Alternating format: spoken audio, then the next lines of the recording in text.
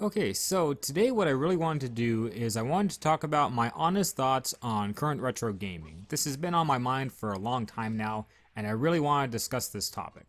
Now keep in mind, this isn't scripted at all, and a lot of these statements are probably just ignorant things that I'm going to say. But just keep an open mind and go with me, just hear me out for a minute on my honest thoughts about it. So, I've been in the retro gaming scene for about 12 years now. It started when I was, I think, at 14. I'm 26 right now. And that was when I first got a Game Boy Advance. And it went all downhill from there. I have a whole history, a whole story of how it all happened with the Game Boy Advance and stuff. And I just got super interested into retro gaming in general. And it was a lot different 12 years ago. A lot different. Like, my goodness. What you see now versus back then, it's not just the prices either. Just the whole scene and the culture around it is, wow, it has changed a lot. And in my opinion, in my personal opinion, not for the good either. It has not changed for the good. What I mean by that is, what I see in the gaming community now, the current retro gaming scene is, I feel like it's gone from passion to profit. And I'm just going to say this right now, I'm going to be flat out honest with you. I think it's disgusting. I really do. It's just really disgusting to see. Now, obviously, when you go out and buy stuff, you can do what you want with it. If you go to a yard sale or Goodwill and find a game for cheap and you want to sell it for a profit, I guess, whatever, so be it. But so many people online do it. It's like, alright, they're going to the Goodwill, like, let's see what we're gonna find today. They go to a yard sale, oh, what are we gonna flip today, guys? And it's just disgusting. I'm like, man, shut up. Turn this off. Turn it off. It's like, I just think it's disgusting. And I'm just gonna be flat out honest with you. I'm not asking you to agree with me or to not agree with me. I'm just stating what I personally think. And I just don't like it. And if you have any thoughts on this matter too, I would love to hear it. I'm very open-minded, and I would love to hear your thoughts on it. Like I said, a lot of these things that I'm saying might be ignorant, so I would like to hear your thoughts on the matter too. But retro gaming, currently, as of 2024, it's just not it. It's not it, man. Like, if we go to the prices for a minute, of course, things just go up over time, that's just how it works. A lot of things have gone up over the years. A dollar isn't a dollar anymore, right? But the nostalgia tax that they put on these games is absolutely ridiculous. It really is. Like, I agree that there are value to these games, but not to the extent that you see in the current market. Like, no way, not even close. If it's like a limited special edition, a prototype, something that they only made like 200 of, yeah, it has value. But for a very common game like Pokemon Ruby and stuff like that, they're selling for like over like $100 or some crazy stuff like that. It's like, no, this is not worth the price. Like, no. And like the current game consoles, how like GameCube used to be super cheap, now it's like exploding and stuff like that. It's like, no, this is not worth the price at all.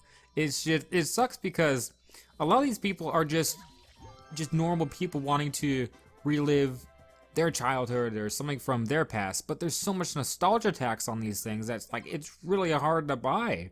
And it just makes it ridiculous because so many people and companies are just jumping onto this retro gaming wagon and be like, alright, let's make a profit today. And I just think it's disgusting. I do. I really do. Like, I just don't see a lot of passion anymore from people. There are still really passionate people. There are just hardcore collectors that are super cool people and genuine retro gamers out there.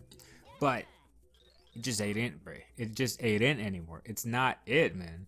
It's just, I just don't see the passion that I used to see 12 years ago, especially over the past couple years. The focus on profit is so high. And man, it just ruins it. It really does, It just really ruins it. For me personally, I still like retro gaming. I still collect games to this day. Now, granted, my retro gaming collection is a lot different from other people's.